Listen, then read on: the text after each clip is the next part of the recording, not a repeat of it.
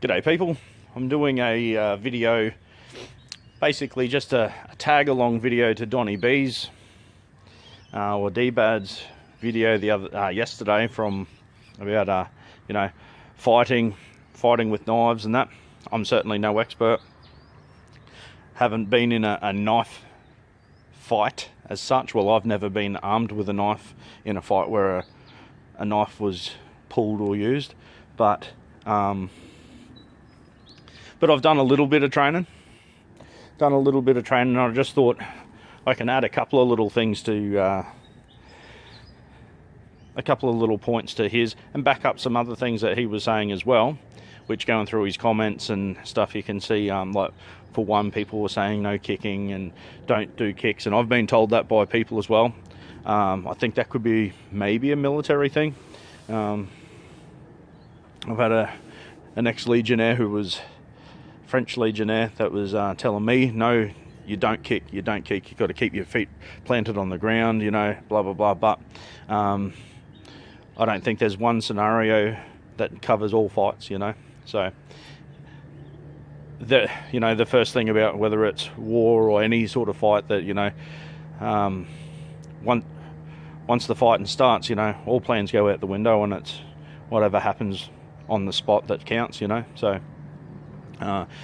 there's no one given rule, and what I'll do is I'll show you. Rightio, so here's a couple of knives of mine. It's not all of them, but it's a good enough generalization of probably what I would consider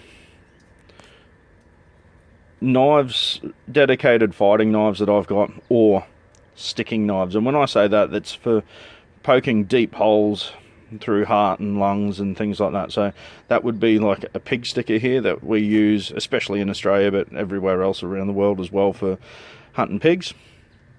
And then my custom knife here that I got made up by Wyatt Hines, which is basically, I call it my pig fighter, okay, because it's half pig hunting knife, half sort of fighting characteristics to it.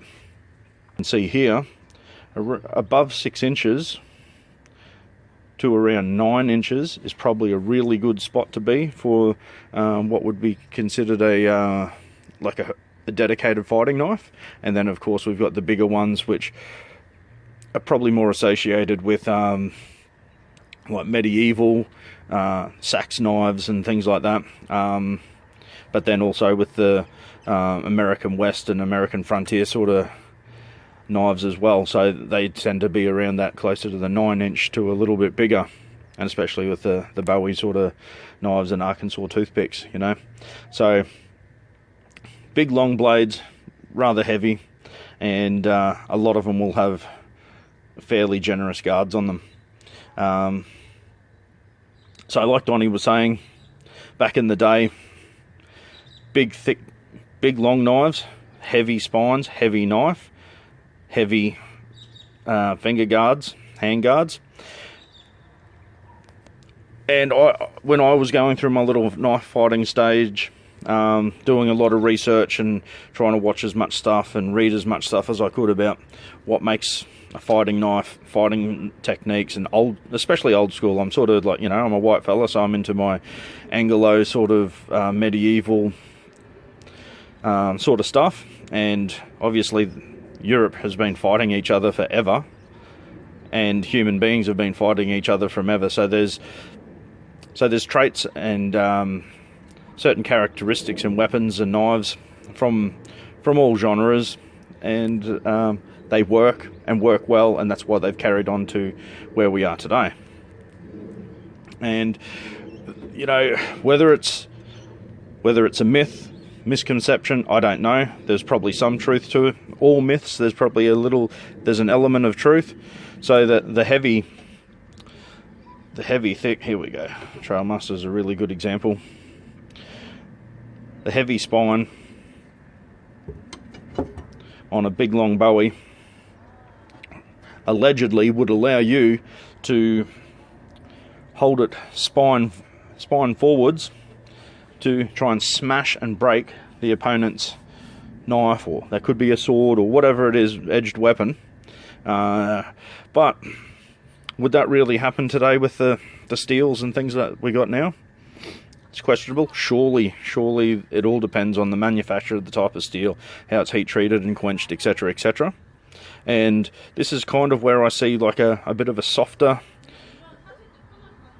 a softer sort of spine. That's where it might come into it. So instead of breaking and cracking and snapping in half, you know, the softer spine knives would probably like stand up a little bit better. However, the period that these knives would come from, the 1800s and things like that, maybe a little bit earlier, that's when knives were handmade.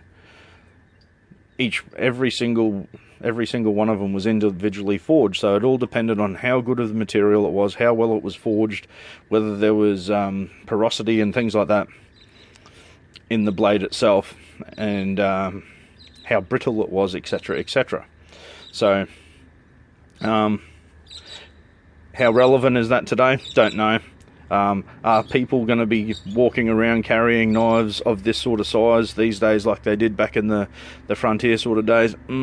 Surely in some parts of the world, some parts of America, yep, sure, where you can get away with open carry and things like that, yep, people are probably carrying things like this. In general, I don't believe most people would be carrying something this size.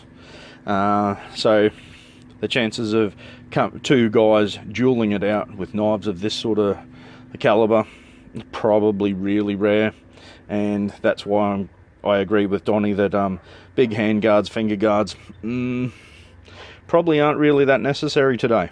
Okay, and you know, of course, my custom one that I got Wyatt to design, the only guard I'm worried about is your hand sliding over the blade when it comes to a sudden stop, you know. So I think that's more important, and the backside of the knife having a guard, I think that's just adding weight. It makes it a little bit cumbersome. Not the best utilitarian or utility type of knife.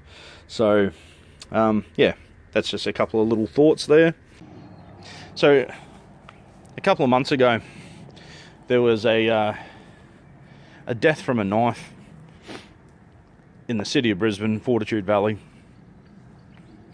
and there was extremely good footage of this, and I don't know anything to do with what happened beforehand. I don't know anything to do, and I've got no money in the fight, you know, but just from the footage alone, it was very interesting, because you see a guy who's being attacked by, it looks like 3 guys, and they look like they're really intent on getting this guy, and he has a knife.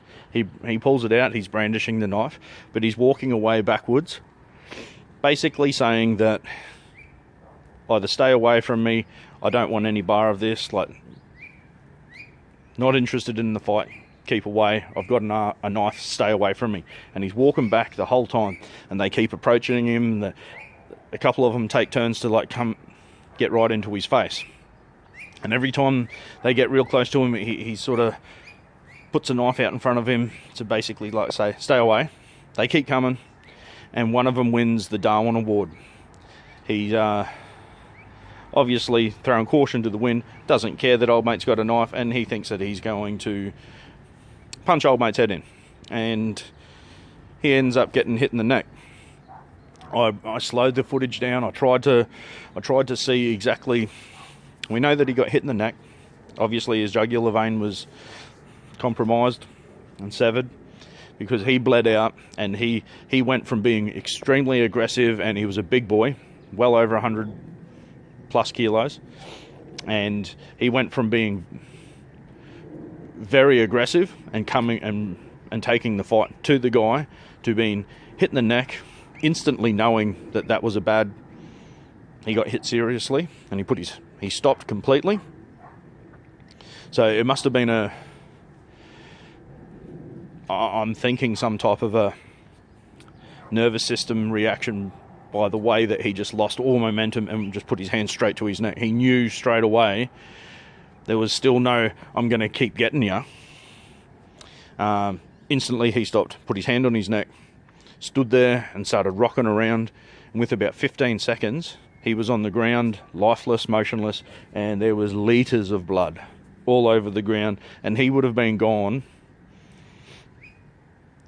He was unconscious no more than 20 seconds after he was struck. That actually shocked me with how quickly or how effective a knife can be in a self-defense scenario. So I'm not getting into whose side I'm on or anything like that. I don't even care, you know. That's what happens on a Saturday night when people are out drinking.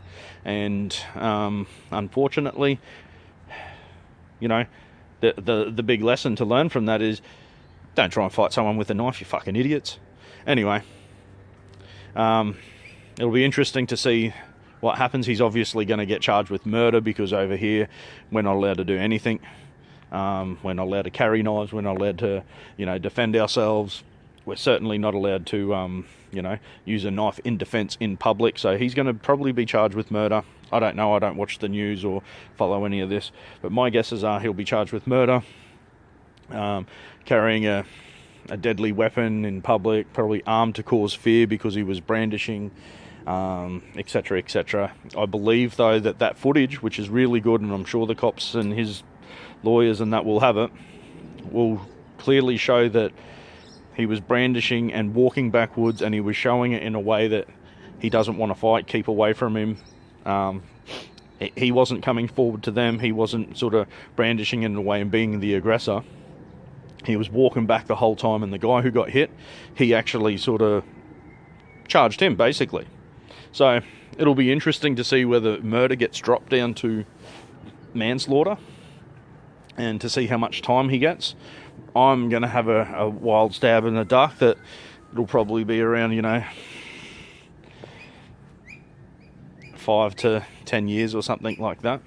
But, you know, when you're going to get attacked by 3 guys that looked very aggressive and looked like they wanted to hit you, well, who knows what's going to happen? Are they going to stomp your head in when you're on the ground? Are you going to get king hit? Your head's going to hit the ground, hit the concrete and die, and you're going to die and crack your skull or something like that.